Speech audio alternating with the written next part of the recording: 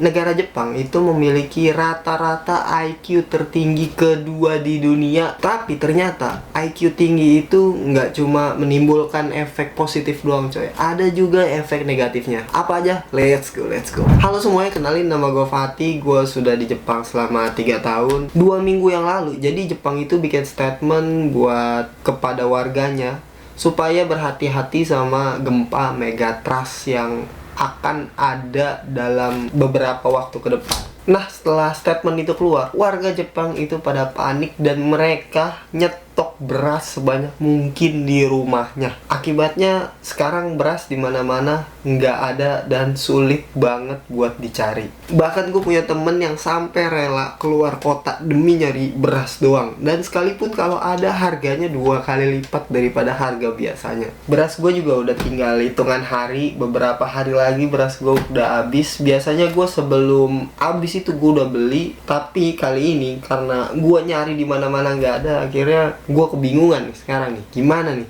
Gue itu pengikut sekte makan mie 2 dicampur nasi pakai kentang. Kalau belum makan nasi tuh gue belum hitungan makan. Nah, beberapa hari yang lalu gue tanya sama temen gue yang orang Jepang, kenapa orang Jepang itu pada panik beli beras sebanyak mungkin buat stok di rumahnya. Jawaban dia itu adalah, kalau misalkan nanti terjadi gempa, jalan raya itu pasti akan rusak, beras itu akan sulit buat masuk ke kota gitu. Akibatnya nanti di kota itu bakal susah nyari beras. Nah, ini yang jadi masalah. Gempanya itu nggak kejadian.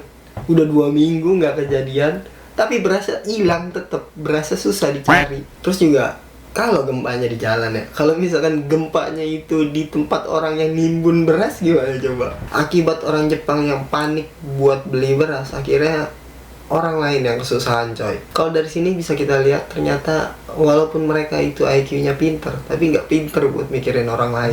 Menurut gue sih ya, mereka tuh terlalu overthinking gitu. Dan menurut gue juga ini efek karena mereka pinter tapi nggak punya agama. Coba bandingin sama negara kita di Indonesia, ada bencana nggak ada bencana pasti beras stabil, apa-apa stabil ya kan. Kita nggak akan nyetok beras yang bikin susah orang kayak gini gitu, karena duitnya emang nggak ada.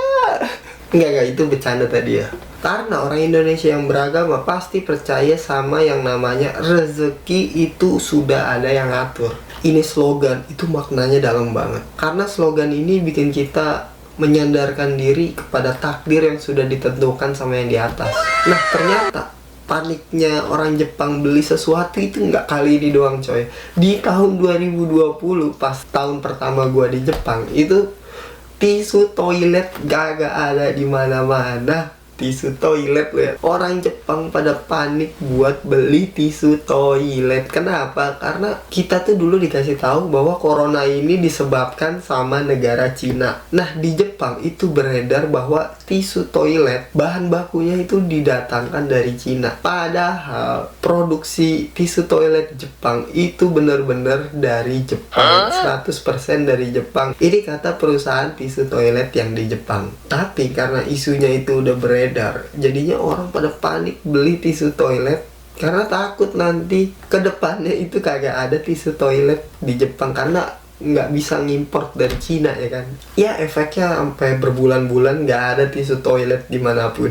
Nah, salah satu masalah terbesar yang dihadapi Jepang saat ini juga angka kelahiran Jepang itu lama-lama turun. Kalau misalkan gue tanya sama teman-teman gue yang orang Jepang ya, kenapa pada nggak mau nikah, nggak mau punya anak ya, rata-rata nggak mau nikah itu karena nanti kebebasannya diambil, uangnya itu bukan jadi milik sendiri lagi, dan dari nikah itu juga katanya banyak nggak enaknya daripada enaknya. Padahal ya nikahnya juga belum, mikirnya udah sampai sono-sono. Kan itu bisa aja ya, kayak diri sendiri yang belum dewasa, masih egois dan belum nemu jodoh yang cocok aja gitu ya kan. Masalah selanjutnya, ketika sudah menikah pun mereka juga banyak yang kagak pengen punya anak. Kenapa? Karena orang Jepang kalau misalkan nanti udah punya anak, itu mereka udah mikirin kayak kebutuhannya, butuh berapa, sekolahnya berapa, sampai dia gede dan udah bisa nyari uang sendiri, itu berapa miliar yang harus disiapkan, sedangkan gajinya mereka itu berapa, dihitung-hitung tuh nggak masuk. Padahal buat kita yang beragama, terutama yang muslim ya, rezeki kita itu udah ditentukan, dan anak pun itu juga punya rezekinya, bukan kita yang nentuin rezeki anak kita itu berapa. Dan sehebat-hebatnya manusia berhitung ya, matematikanya Allah itu beda coy. Nah, dari sekian banyak temen gue yang ada di Jepang, ada satu temen gue ini yang benar-benar bikin gue tertegun gitu jawabannya. Jadi gue tuh temenan sama dia, temen main volley. Dia ini cewek dan gue kenal cowoknya juga. Gue temenan sama dia itu dari sebelum dia menikah. Dia ini udah gue anggap kayak kakak gue sendiri lah. Buat ngajarin gue tentang kehidupan di Jepang itu, gue beneran belajar banyak dari dia. Sebelum dia menikah itu gue ada kayak habis main volley bareng, kita makan berdua di luar. Nah, pas kita lagi makan itu dia sekalian cerita tentang cowoknya ini, dan dia udah memutuskan buat nikah sama si cowoknya ini. Setelah nikah pun si cewek ini, temen gue ini, pengen berhenti kerja dan pengen punya 3 anak. Nah, denger itu tuh gue kayak kaget lah. Jarang-jarang nih orang Jepang ngomong tentang hal gini gitu.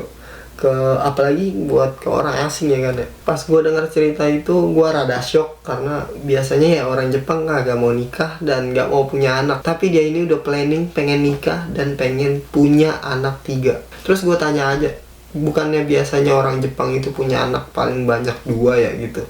Apalagi nanti situ berhenti kerja kan ya setelah nikah, nggak kesusahan tuh nanti keuangannya karena pengen punya 3 anak. Terus dia jawab kayak gini, aku tahu mungkin itu terasa sulit, tapi ketika hal itu terjadi, aku yakin bisa melewatinya sama pasanganku. Ih, oke. Jawaban dia itu pas gua denger itu merinding gua.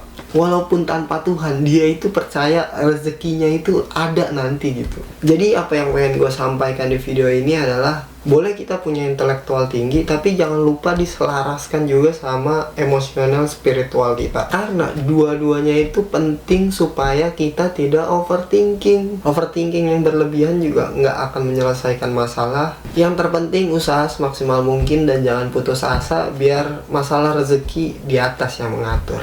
Sekian gue Fatih, bye-bye.